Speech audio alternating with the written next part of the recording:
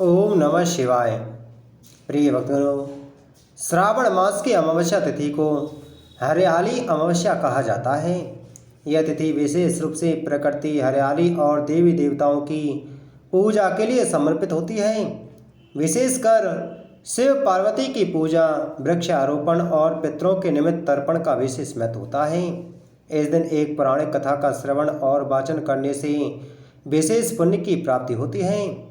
पुराणों के अनुसार एक समय की बात है, प्राचीन काल में वृंदावन के पास एक गांव में धनी सेठ और उसकी धर्म पत्नी सावित्री रहते थे।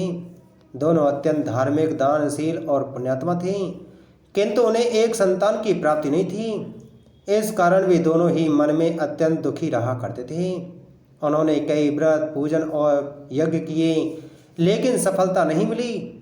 एक दिन उन्होंने एक साधु बाबा को अपने घर भोजन के लिए आमंत्रित किया। साधु ने उनके सत्कार और श्रद्धा से प्रसन्न होकर उन्हें आशीर्वाद दिया। माँ हरियाली के व्रत से तुम्हारी गोद हरी हो जाएगी। इस व्रत को श्रावण अमावस्या को करना और हरियाली देवी की पूजा करना। सावित्री ने नियम पूर्वक हरियाली अमावस्या का व्रत किया। उन्होंने गांव के सभी स्त्रियों को बुलाकर हरियाली की पूजा की, वृक्षों को जल चढ़ाया, शिव पार्वती की पूजा की और कन्याओं को भोजन कराया। उन्होंने पीपल, नीम और आंवले के वृक्षों का पूजन कर जल अर्पण किया और हरियाली देवी से संतान प्राप्ति की प्रार्थना की। कुछ ही समय बाद सावित्री ने एक सुंदर और तेजस्वी पुत्र को जन्म दिया। पूरे गांव में हर्ष की लहर दौड़ पड़ी। उस दिन से उन्होंने हर वर्ष इस व्रत को श्रद्धा से करना प्रारंभ कर दिया और अन्य महिलाओं को भी प्रेरित किया। एक अन्य मान्यता के अनुसार श्रावण अमावस्या को ही हरियाली देवी का प्राकट्य हुआ था।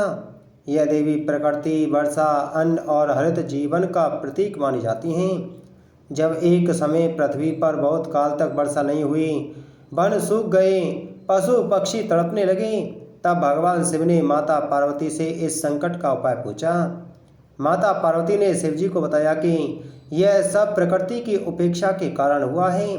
जब मनुष्य वृक्षों की पूजा करना छोड़ देता है, जब वनों की रक्षा नहीं करता, तब प्रकृति रूठ जाती है। माता पार्वती ने हरियाली देवी के रूप में अवतार लेकर पृथ्वी पर वर्षा की और वन, जल, अन्न को पुनर्जीवित किया। बोलो हरियाली अमावस्या की जय। बोलो शिव शंकर भगवान की जय।